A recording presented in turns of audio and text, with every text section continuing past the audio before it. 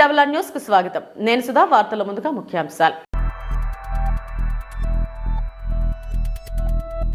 మన ప్రభుత్వం రైతు పక్షపాత ప్రభుత్వం అని ముఖ్యమంత్రి వైఎస్ జగన్మోహన్ రెడ్డి పేర్కొన్నారు.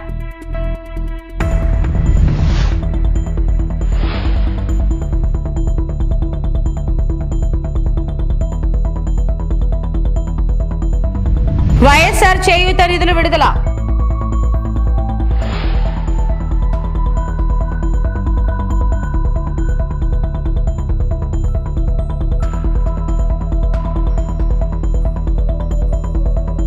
అది బీసీ డిక్లరేషన్ కాదు, చంద్రబాబు చీటింగ్ డిక్లరేషన్ అన్న వైఎస్ఆర్ మహిళా విభాగం రాష్ట్ర వర్కింగ్ ప్రెసిడెంట్ ఎమ్మెల్సీ వార్దు కళ్యాణి.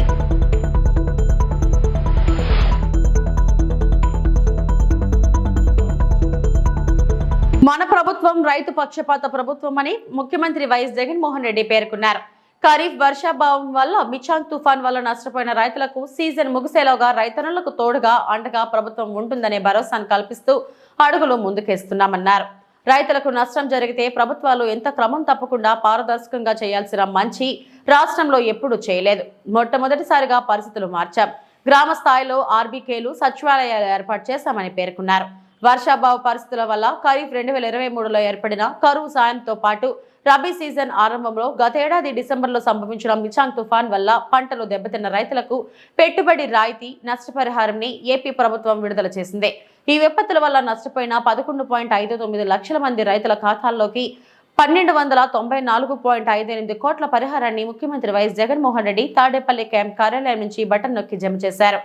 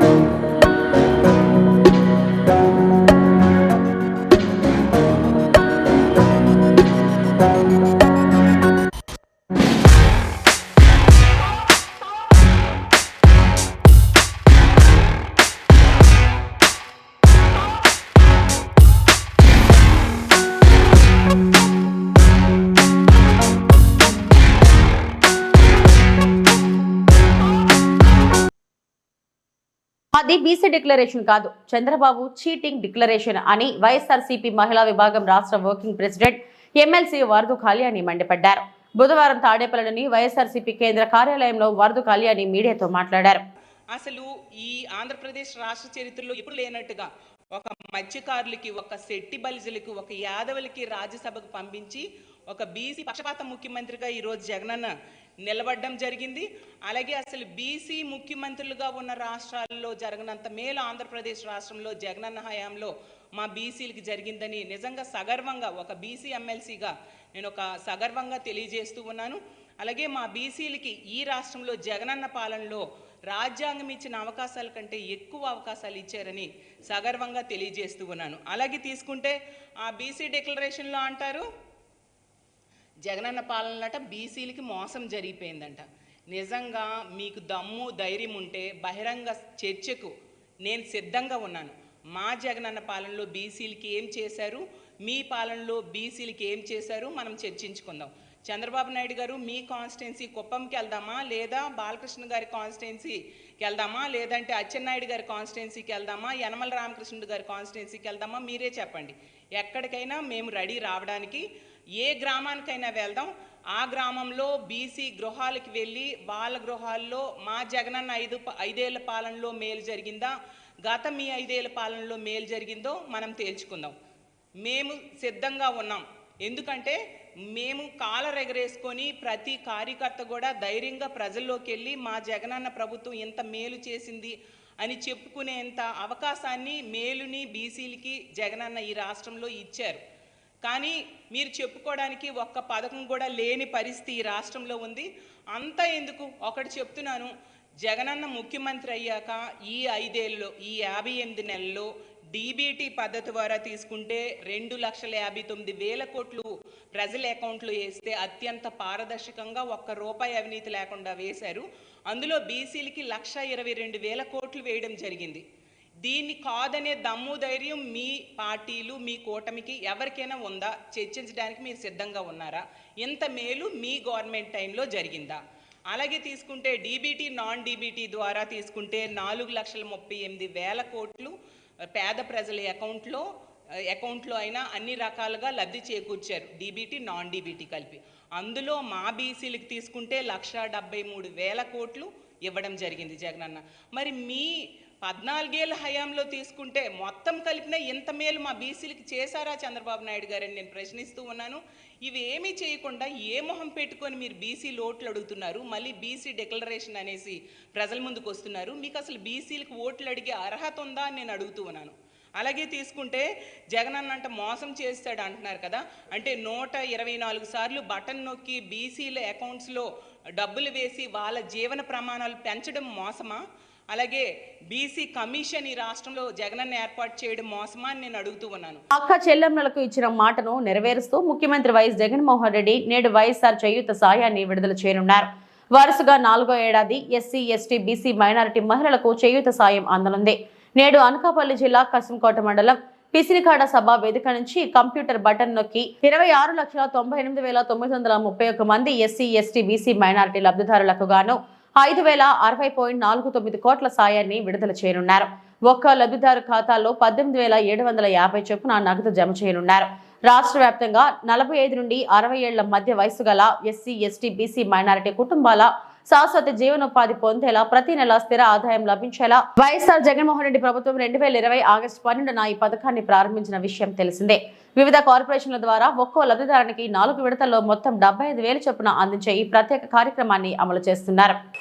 మహిళా పక్షపాత ప్రభుత్వంగా ఆ పదానికి అర్థం చెబుతూ ఈ 58 నెలల పాలన తరువాత వైఎస్ఆర్ చేయూత కార్యక్రమం 4వ విడత నిధుల్ని 45 నుంచి 60 సంవత్సరాల మధ్య ఉన్న నా ఎస్సీ, నా ఎస్టీ, నా బీసీ, నా మైనారిటీ అక్క చెల్లెమ్మలకు అందించే ఈ కార్యక్రమానికి మరో 14 రోజుల పాటు ఒక పండుగ వాతావరణంలో ప్రజాప్రతినిధులందరూ కూడా పాలు పంచుకుంటూ అక్క చెల్లెమ్మలకు మంచి చేసే కార్యక్రమం రాష్ట్ర వ్యాప్తంగా జరుగుతుంది. ఈ కార్యక్రమంలో ఈ 14 రోజులు జరిగే ఈ కార్యక్రమంలో అక్క చెల్లెమ్మలకు జరిగిన మంచి, అక్క చెల్లెమ్మల జీవితాలు ఎలా బాగుపడ్డాయి, అక్క చెల్లెమ్మలు ఏ రకంగా బాగుపడ్డారు అన్న కథలు ప్రతి సచివాలయంలోనూ ప్రతి మండలంలోనూ. ఇంట్లోకి వచ్చిన చిరుతపుల నుండి చాకచక్యంగా తప్పించుకున్నాడు ఈ 12 ఏళ్ల మోహిత్ అనే బుడ్డాడు. ఇంట్లో సోఫాలో కూర్చున్న బాలుడు సెల్ ఫోన్ చూడడంలో బిజీగా ఉన్నాడు. అదే సమయంలో అటుగా వెళుతున్న ఓ చిరుతపులి తలుపు తీసి ఉండడంతో నేరుగా ఇంట్లోకి ప్రవేశించింది. చిరుత ఇంట్లోకి వచ్చాక గానీ గుర్తించలేకపోయిన కుర్రాడు దానిని చూశాక చాకచక్యంగా వ్యవహరించాడు. మనసులోని భయాన్ని అణిచిపెట్టి తెలివిగా వ్యవహరించాడు. నెమ్మదిగా సోఫా దిగి బయటకు వెళ్లి తలుపు వేసేశాడు. అది గదిలోకి రాగానే తాను బయటకు వెళ్లి తలుపు వేశాడు. అనంతరం తల్లిదండ్రులకు చెప్పడంతో వారు అటవీ శాఖ అధికారులకు సమాచారం ఇచ్చారు. ఈ ఘటన మహారాష్ట్ర నాసిక్ జిల్లాలోని మాలేగావ్లో జరిగింది.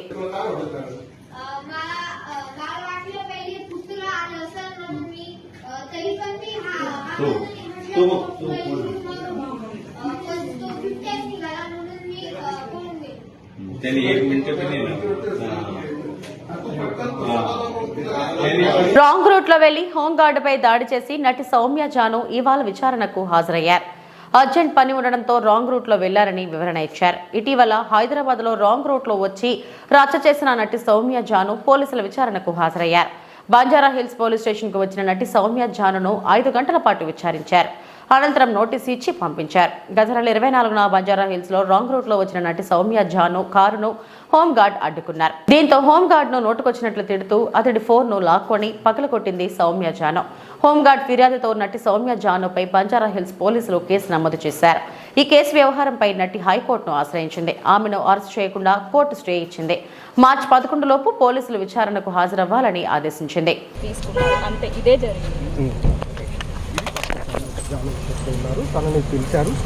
నేనైతే దయచేసి దాడి గీడి అంటున్నారు కదా, ఇలాంటివి వేయకండి. నేను ఎవరిపైన ఏ దాడి చేయలేదు కాబట్టి నేను ఈరోజు వచ్చాను. వాళ్ళతో నేను మాట్లాడడం జరిగింది, అంతా అయిపోయింది. ఓకేనా? మీరు మీడియా వాళ్ళు అనవసరంగా దాడి చేశాను అనేది మాత్రం చెప్పకండి. నేను ఎవరిపైన నేను దాడి చేయలేదు. అక్కడ ఏంటి ఓన్లీ ఒక చిన్నది ఏంటంటే రాంగ్ యూటర్న్ చేశాను, అది నా తప్పని నేను ఒప్పుకుంటున్నాను. దయచేసి ఇవన్నీ అనకండి. ఇంకోటి, ఆ కార్ నాది కాదు, జాగ్వార్ పాప అని వేస్తున్నారు, వేయకండి. అది నాది కాదు, నా ఫ్రెండ్ది. మీకు క్లారిటీలు ఇచ్చేసాను. చెప్పానండి, చెప్పాను ఆల్రెడీ. సుమన్ టీవీలో చెప్పాను కదా ఏం జరిగిందో. వేరే టీవీలో చెప్పడం కాదు, అసలు ఏం జరిగిందో చెప్పండి. సుమన్ టీవీలో ఏం జరిగిందో నేను చెప్పేశాను ఆల్రెడీ, క్లియర్ గా చెప్పాను. నేను నాకు జరిగింది నేను చెప్పాను, మీకు చెప్తాను. నేను నాకు కొంచెం టైం ఇవ్వండి, నేను చెప్తాను. ఇప్పుడు ఇది మళ్ళీ నాకు ఇంకో ఇష్యూ అవ్వకుండా ఉండడానికి నేను జస్ట్ కామ్గా ఉన్నాను, అంతే. Thank you.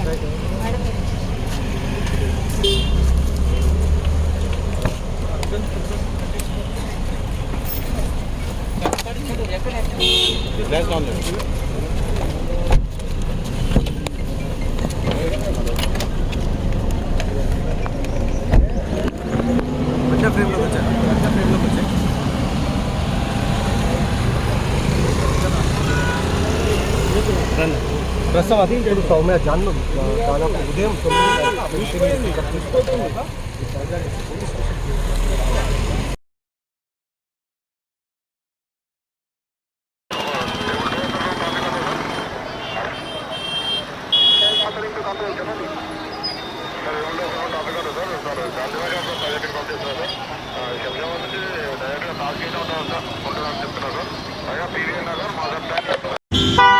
చచ్చిపోతాడు మేడం.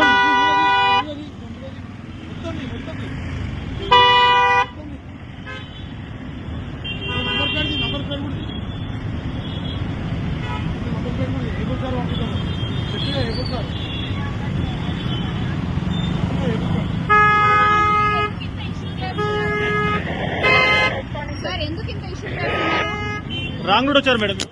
రాష్ట్ర ముఖ్యమంత్రి జగన్మోహన్ రెడ్డిని బర్తరఫ్ చేయాలని మదనపల్లి మాజీ ఎమ్మెల్యే మరియు టీడీపీ నాయకులు షాజహాన్ బాషా దేశ ప్రధానమంత్రి నరేంద్ర మోడీ, అమిత్ షా, రాష్ట్రపతులను డిమాండ్ చేశారు. టీడీపీ ఆఫీసులో గురువారం వారు మీడియా సమావేశంలో మాట్లాడుతూ 5 కోట్ల ప్రజలు గుండెకాయ లాంటి రాష్ట్ర సచివాలయాన్ని తాకట్టు పెట్టడం చాలా దుర్మార్గమన్నారు.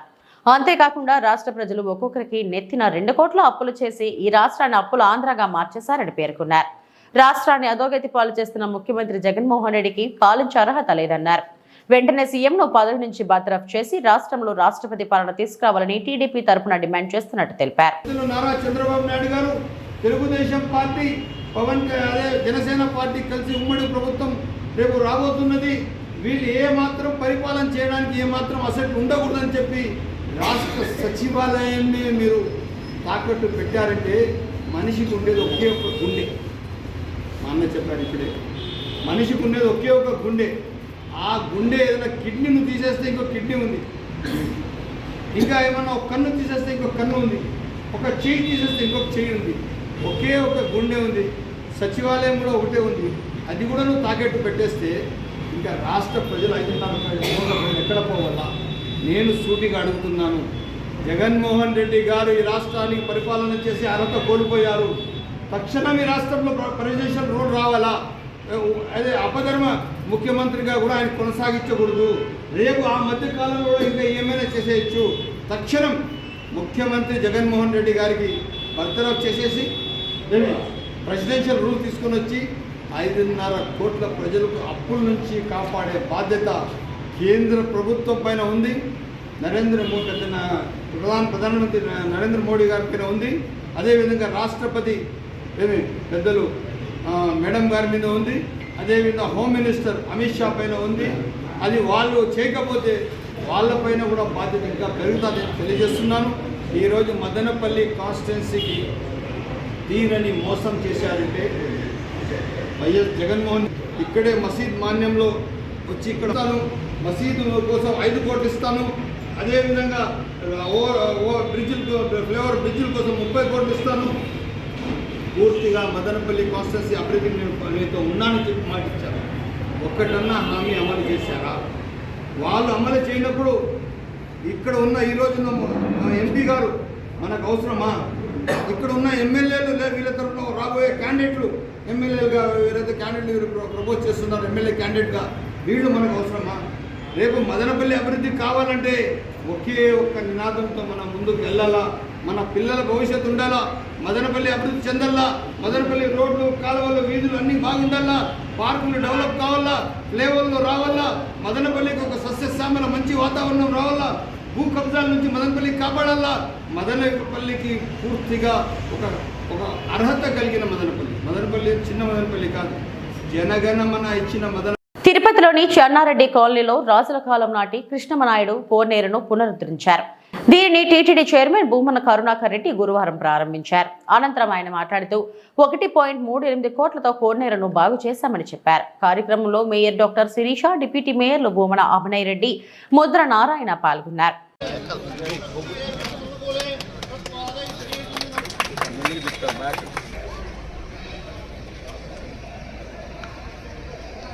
ఆయన దిగడు.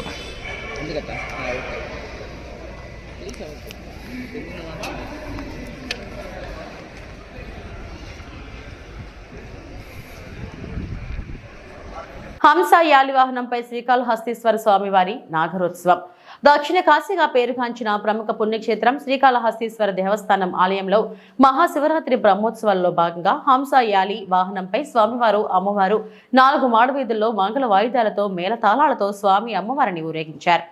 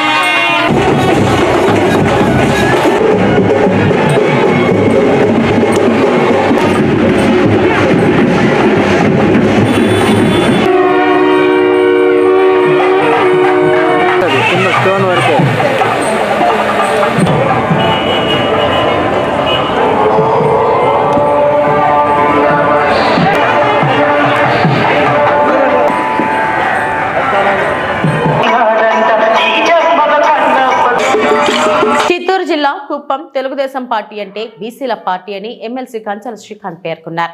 కుప్పం తెలుగుదేశం పార్టీ కార్యాలయంలో మీడియాతో ఎమ్మెల్సీ కంచల శ్రీకాంత్ కుప్పం నియోజకవర్గ టీడీపీ ఇన్ఛార్జ్ మునిరత్నం మాట్లాడారు.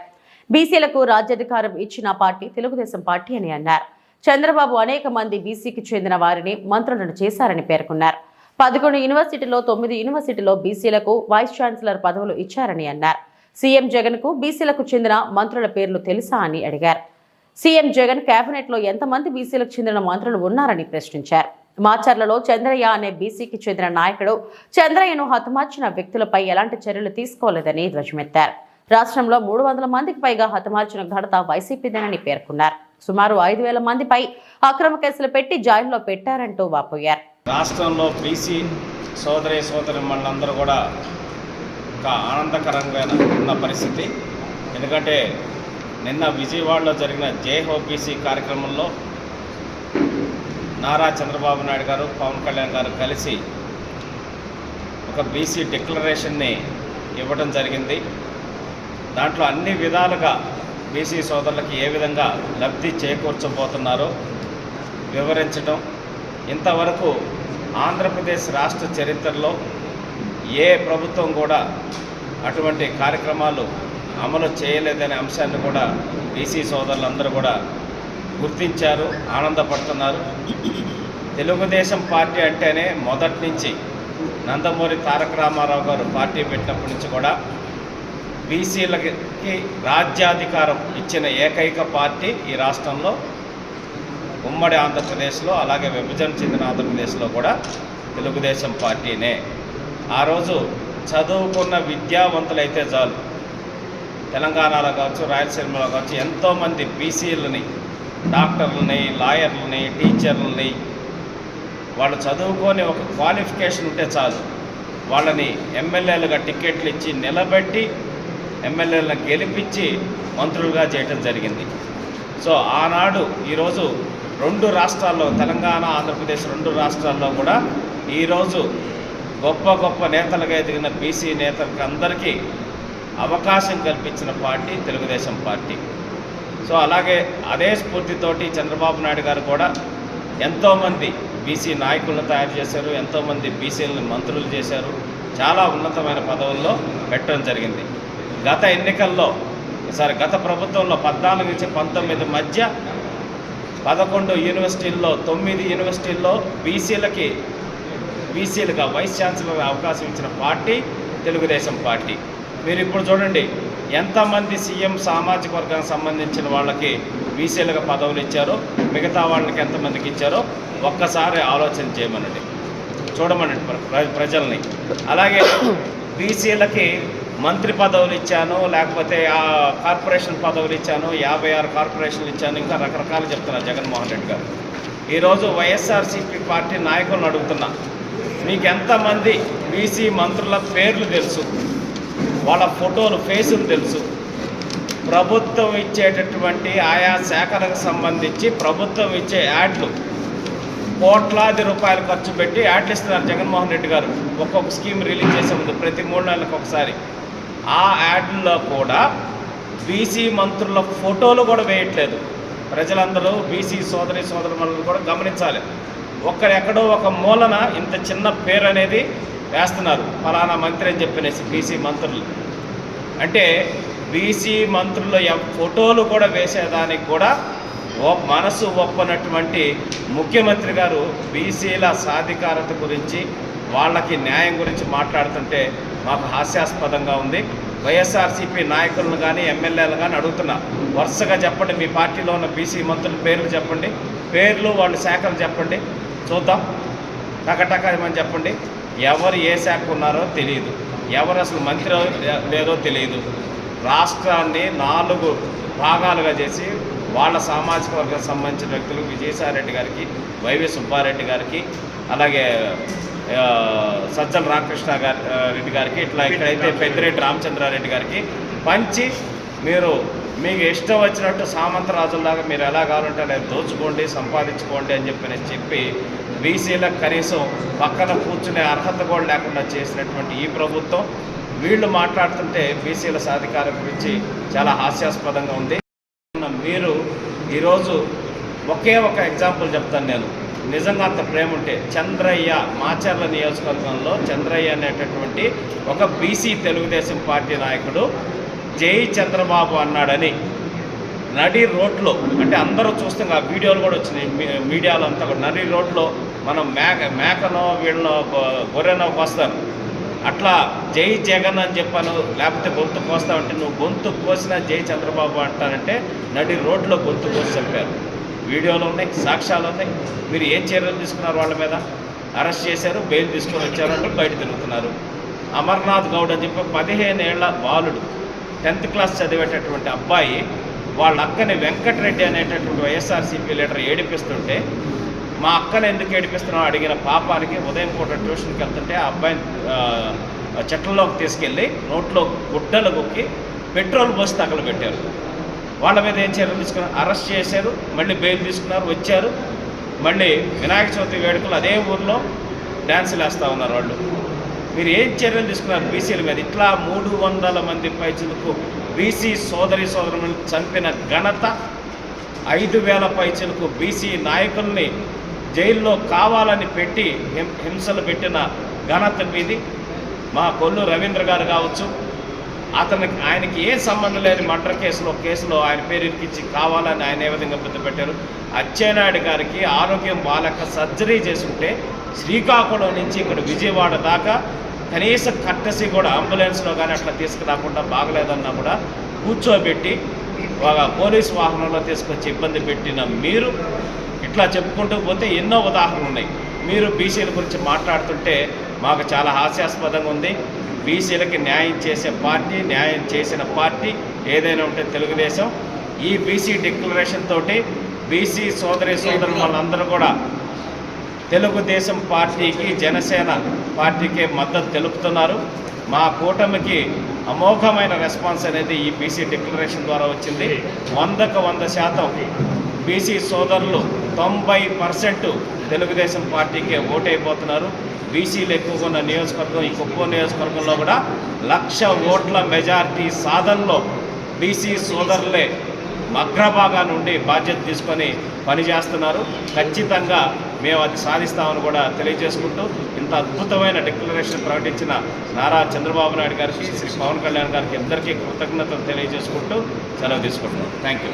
చిత్తూరు జిల్లా కుప్పం మున్సిపాలిటీ పరిధిలోని కొత్తపేటకు చెందిన కుట్టి అనిల్, కన్నన్ మరియు డాక్టర్ వెంకటేష్ తో సుమారు 50 మంది యువకులతో కలిసి టీడీపీ తీర్థం పుచ్చుకున్నారు. కుప్పం తెలుగుదేశం పార్టీ కార్యాలయంలో ఎమ్మెల్సీ కంచల శ్రీకాంత్ పార్టీలో చేరిన వారికి కండువా కప్పి పార్టీలోకి సాదరంగా ఆహ్వానించారు. రాబోయే ఎన్నికల్లో కుప్పంలో చంద్రబాబుకు 1,00,000 ఓట్ల మెజారిటీతో గెలిపించేందుకు ప్రతి ఒక్కరూ కృషి చేయాలని సూచించారు.